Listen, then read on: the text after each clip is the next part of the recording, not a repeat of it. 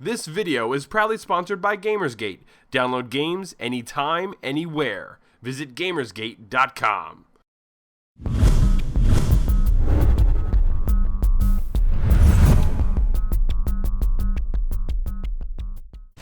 Welcome to Elder Geeks Elder Speak. Today is Wednesday, March 13th, 2012. I'm Randy Yasenchak, editor of ElderGeek.com. Everyone, grab a seat today because today's news will make your head explode from the absurdity. Today in the background, you will see me playing some gameplay footage from Shoot Many Robots, a 2.5D shooter from Demiurge and Ubisoft, available on Xbox Live Arcade and PlayStation Network, and hopefully soon coming out for Steam as well. Today on the show with me, I have Patrick Feng, longtime editor of ElderGeek.com and also one of our video producers. Hello, Patrick. Hey. How is everything going, sir? How was the Naval War video preview? It's pretty good. Went live today. Had a bit of a snafu, but we were able to clear that up. Apologies to Paradox and the developers at Turbo Tape Games, but we have it all fixed and it's all good. we found a pretty bad typo in it. We just wanted to fix it. Yeah. But anyway, moving on, I actually wanted to say thank you to everybody who left feedback on yesterday's show. The show about Kickstarter. We actually got some amazing feedback from everyone, and I'm actually going to get to that a little bit later. But for now, I'm going to get into today's news. Some of the hot news today. Well, actually, what do you want to do, dude? Do you want to go through the positive news today or the negative news first? Well, let's go positive first. All right. Positive news today. First, Xseed is bringing the Ys series to PC through Steam. They're going to be starting everything off with Ys, The Oath of Felghana. It's going to be available for purchase on March 19th for a whopping $15. And then later on, they are hoping to port Ys Origin, scheduled out for Steam at a later date. No official date has been released on that. If you're not aware of what Ys is actually a long-time, old-running action RPG series. It started up back in the SNES days, and up until now, it's been largely PSP ports. So this will be pretty exciting news for PC gamers. Yeah, I actually never heard of the series before. I mean, I know might be a little blasphemous, but I mean, from what I've seen in screenshots, it looks pretty interesting. I mean, definitely something I'd try and pick up. It's definitely one of those cult following kind of games. I think more than the fact that Ys is bringing games to Steam, I think that the more exciting part about this is that Xseed is wanting to bring these older games to PC. Do you know what I mean? It's not so much the game series, it's the fact that it's happening. I'm sure there's tons of people that are excited about the Ys series, but I hope to see more of this kind of thing, to be honest with you. Yeah, I don't know. It kind of makes me nostalgic about, like emulators and stuff like that. I remember having like an SNES emulator on my PC, and I was just playing through like Mario and stuff like that. So it just kind of like it kind of reminded me of that when they were talking about remaking games like these. Yeah, and it's also, like I said, it's kind of nice for people that either missed it the first time around or two don't want to play these games on portable platforms, because I personally can't stand playing bigger games that are appearing on a small screen. I don't have the visual patience for it. I can't do eye strain o vision for hours on end. But that's good news number one for today. Good news number two for today is a new mod came out today for Neverwinter Nights 2 that places the entire Icewind Dale game into the Neverwinter Nights 2 engine. And I'll actually throw the link up below this video and actually on ElderGeek.com for that mod. So role-playing game fans should be going crazy, because these are, Neverwinter Nights 2 was a great game, but Icewind Dale was, I think, personally even better, and to have it kind of refreshed like that is fantastic. Thoughts? Yeah, I mean, I've never played it. I mean, you weren't a PC gamer at the time, though. Yeah, it's because we only had like one family computer, so I was kind of limited as to the type of games I could play, and I mean, majority of the games I've been playing on the PC have been just strategy games and whatever like our graphics capability can handle. I mean, they were like bare bones graphics. Yeah. Well, the good part is Neverwinter Nights 2 is a pretty old game at the moment, and you can pick it up for pretty cheap. And in fact, I can't remember which one of the sites, it might actually be Gamersgate, was running the the Mac version of it on sale today for like $1. Wow, Mac version? Yeah. They man. you know, these older games, they try to port them over to everything they can. So I still think it's worth playing. I actually spoke with a couple of friends that tried to start up Neverwinter Nights 2, having never touched it before, and they personally couldn't get into it because they thought the graphics were a little bit too far behind. So I don't know. Might be worth checking out Neverwinter Nights 2 if you've never played it before, and might even be more worth it to be able to play Icewind Dale on it as well. Yeah, I mean, it'll definitely be on my radar, probably for the summer.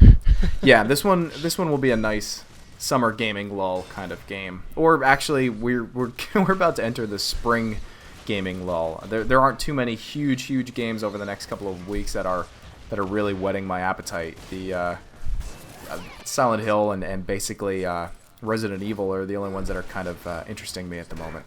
Well, what about Total War Shogun 2: Fall of the Samurai? That too. Total War. I don't know if I would count that as a full game or not. It's considered as a standalone expansion, but I am pretty excited about that. Yeah. Hopefully it won't take up as much of my life as Total War Shogun 2 vanilla. Yeah. I have an embarrassing time count on that. Anyway, let's move on to our two bad news for today.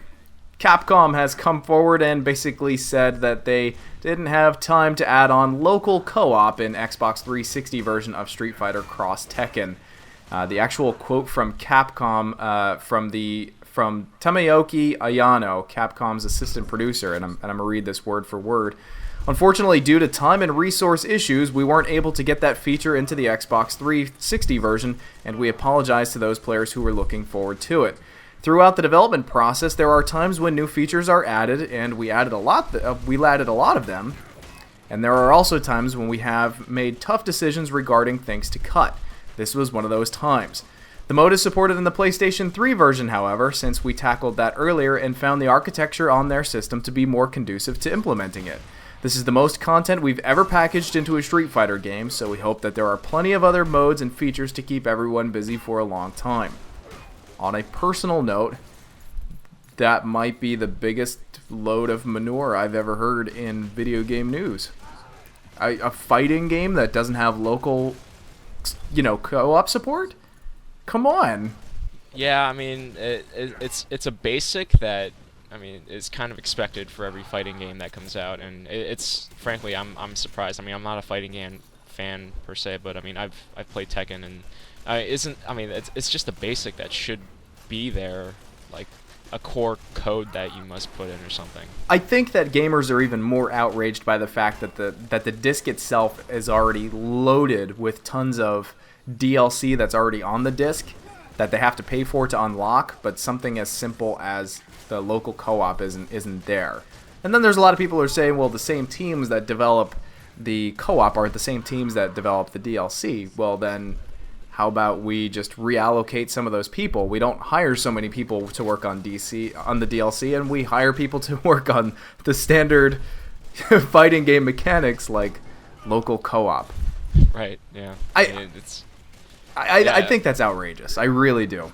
This kind of all goes back onto the whole how do people feel about the day one patches. Now, I understand some day one patching, like they might find bugs between when they actually submit it for quality control and when they actually submit it to be printed on a physical medium, or even stuff that they need to edit out for content's sake, say ratings board sake, they need to remove items. I understand those kind of day one patches, but to have a patch for just to add in local co-op is kind of ridiculous. What if you don't have a 360 that's networked? You're never going to be able to play 360 co-op Tekken, or Street Fighter Cross Tekken.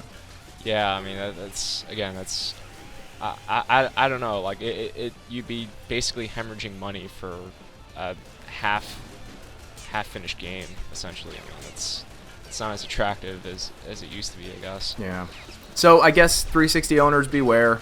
Hold off on picking up your copies of Street Fighter Cross Tekken until Capcom comes forward and confirms that the local co-op is there. Otherwise, you might be pretty disappointed when you come home and install that bad boy.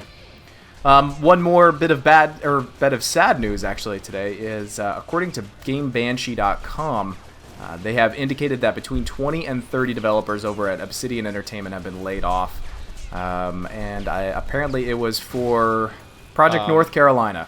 Yeah. So Also, they said that they're scaling back on development of South Park the game.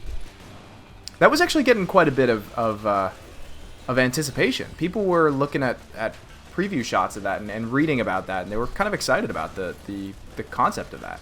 Yeah. I mean, it seemed pretty sudden to me. I mean, I don't know what's going on over there, but a lot of developers are just laying people off. Yeah. Obsidian has been one of my favorite developers. I thought they kind of dropped the ball big time with Alpha Protocol. I know there's a lot of closet fans of that game out there, but I thought the game was just kind of a hot mess. However, I thought they did really well with New Vegas. I thought that they more than made up for their mistakes with Alpha Protocol by creating New Vegas. And of course they did Knights of the Old Republic 2, which is my favorite out of the Knights series.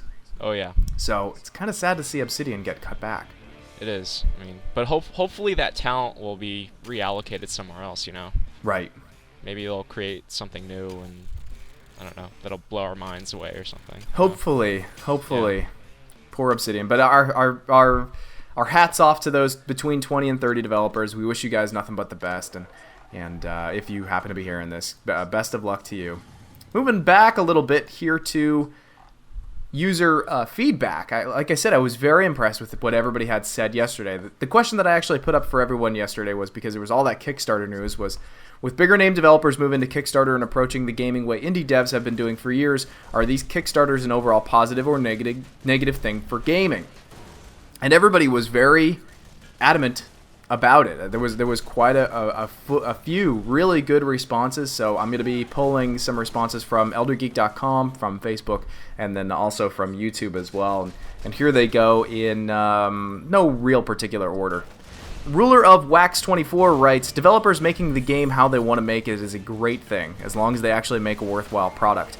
However, bigger companies on Kickstarter, I think, start to take away from what Kickstarter was. Soon there might be massive video game developers. I think Double Fine is close, but it is still decently small on Kickstarter, and that wasn't what it's for. Kickstarter was made for those who are truly indie to get funding they need, not the profit before the game's made. I think well put, Ruler of Wax24. That's kind of hitting the nail on the head. We are kind of running that risk of flooding the Kickstarter market, by people who don't necessarily need the cash. So, good call, dude. John from Facebook. I'm not going to use your last name for privacy's sake, but you know who you are. John from Facebook. Only if the game they are trying to pitch is risky to initial investors at a publishing company or even within the developing company would I like to see big companies use Kickstarter. Let me zoom in on my text here so I can read it a little bit. I'm getting old, everybody. I wish all dev studios would have smaller budgets so they wouldn't constantly have to make the same conservative games. The 80s and 90s were great for gaming because companies were willing to take those risks, to innovate and make games that were just fun, they're stimulating, but mostly fun.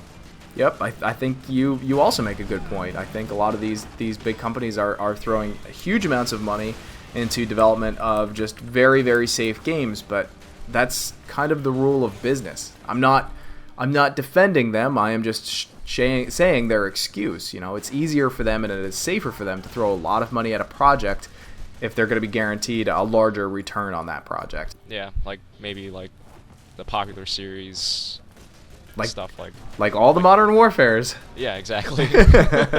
All the modern, they could throw all the money in the world at those games and they will always turn a profit. So all the Modern Warfares, and even things like The Sims. The Sims will always turn a gigantic profit. I feel like Assassin's Creed is starting to get there too. I don't know. Assassin's Creed's starting to get there, but I think a lot of people were shaken with Revelations. I really do. They'll probably win them back with AC Rev or with AC3, but yeah.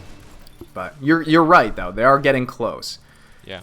Skylon writes, and I want to preface this that what Skylon wrote is actually one of my favorite responses to any question ever. I thought this was really well thought out. Skylon from eldergeek.com writes, more than the Kickstarter issue, the real question here is, where do mid-budget studios like Double Fine fit in an industry that's either 3 guys in a basement or 600 employees in a mega evil corporation? With the advent of the new console generation, many of these 30 or so employee studios are probably under a great deal of distress over the higher development cost and the new generation will bring. I hope more publishers focus on the mid-range emerge, like Paradox, so that Double Fine or Obsidian or any other developer can find that sweet spot between bombastic, popcorn, positive reinforcement mainstream games and often pretentious, inaccessible, or gameplay light indie titles. Gaming will gain a lot from creating a viable way to support the mid-budget developer, be it Kickstarter, publishers, or something entirely different. I think that's awesome. I think he hits the nail right on the head. Over the past 5-6 years, we've kind of lost almost all of our mid-range developers, and now it's all either indie games or giant AAA titles. Oh yeah, it's unfortunate. I mean, Obsidian's probably the latest victim of that. Yeah, as we saw today. So yeah, and that was after they even, I guess it was over a year ago when they hopped on board with ZeniMax and Bethesda. Yeah. So, yeah, we are losing our mid-range gaming companies, and it's kind of a tragedy. So I guess that will be the question of the day: is what do you think we gamers can do, or if there is anything that we can do about our loss of our mid-range developers and publishers? My personal thought is I would really like to see some of these successful mid-range developers and publishers, the ones who have already gone on to create successful titles. I would like for them to actually seed their own publishing companies to actually release some mid-range titles. I know that, once again, that there's a large gamble with some of these things, but I think that there's definitely a market for it, and I think that gaming needs it now more than ever, because Skylon's right. We're starting to polarize here. Yeah, I mean, we definitely need we need these mid-range companies to come back. I mean, they're giving us a lot of like these hidden gems.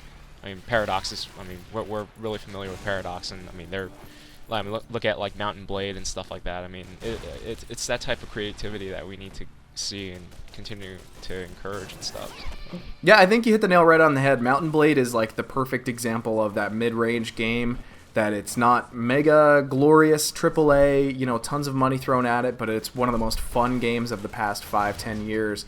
And Fat Shark is actually coming out with War of the Roses soon, and that is hopefully going to be within that same vein.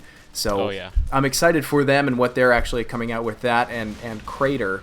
So they're not all gone yet, but I think people are seeing less and less of them. So I think we all need to kind of support those mid-range developers. Supporting the mid-range developers is just as important as supporting the tiny and indie developers. So that's your question, everybody, for today. That's about all the time I have. Patrick, thanks for hopping on the show with me today. All right, thanks for having me. No, I appreciate it. I'm kind of losing my voice a little bit here today, and you helped me power through. But to everybody, thank you for all your comments on YouTube. Continue to comment and everything like that. I love the discussions that we're actually going, and hopefully we will be seeing you tomorrow. If you haven't already, subscribe to us here on YouTube. Be sure to follow us on Facebook, and of course, as always, hit us up on elder-geek.com.